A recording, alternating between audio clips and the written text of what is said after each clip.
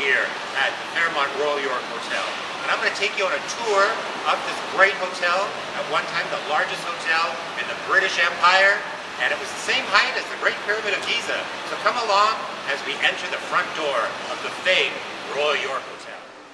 So here we are in the main entrance of the famed Royal York Hotel, and as you see, they've rolled out the red carpet.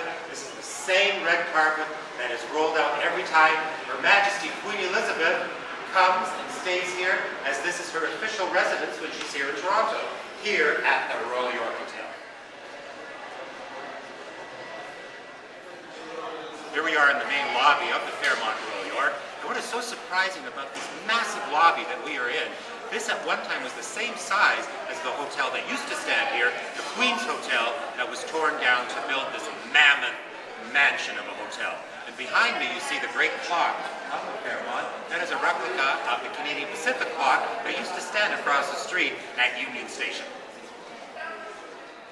We're now outside the Imperial Room, which at one time was the grand restaurant of this great hotel. When it opened in 1929, this was the place to come to have your great supper at the end of the day, or your luncheons in the afternoon.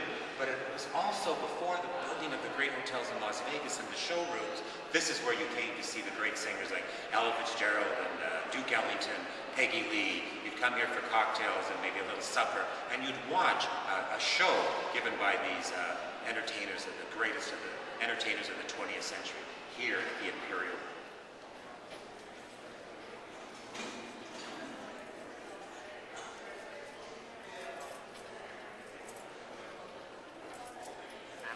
We're now in the kitchen of the Fairmont Royal York.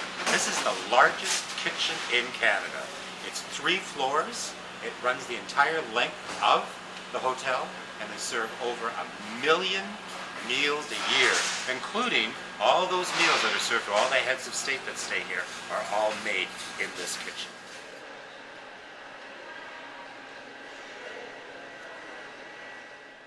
Here we are in one of the most famous rooms in all of Toronto, probably all of Canada, is the dressing room of the Imperial Room. This is where all those great entertainers that were coming into Toronto and performing here at the Fairmont Royal York, they would have, come in here to put their makeup on, get ready to go on stage. This is where you would have had, Miss Peggy Lee and Ella Fitzgerald and Duke Ellington and, Frank Sinatra. Actually, Whitney Houston, she made her Toronto debut here at the Imperial Room, and she was first starting out, so she would have sat in here. Liza Minnelli would have been in here.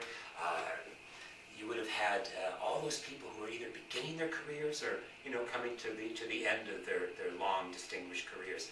This room is maybe the most famous 20 square feet we have in all of Toronto. This and the Maple Leaf dressing room. These 2 very small rooms. More drama probably happened here than what happened out on stage. And they've restored it back to its original look. This is where we are, here in this amazing piece of history here at the Royal York Hotel. Here we are in the ballroom of the Fairmont Royal York Hotel. When the hotel opened in 1929, they wanted to have a very European-styled ballroom where people could come, have wedding receptions and graduations and parties. So these artists were hired to paint this hand-painted ceiling to give it that look of this very European castle.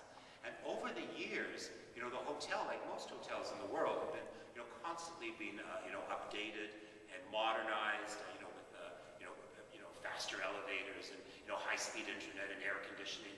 And as had the Royal York, the Fairmont here, except for this room.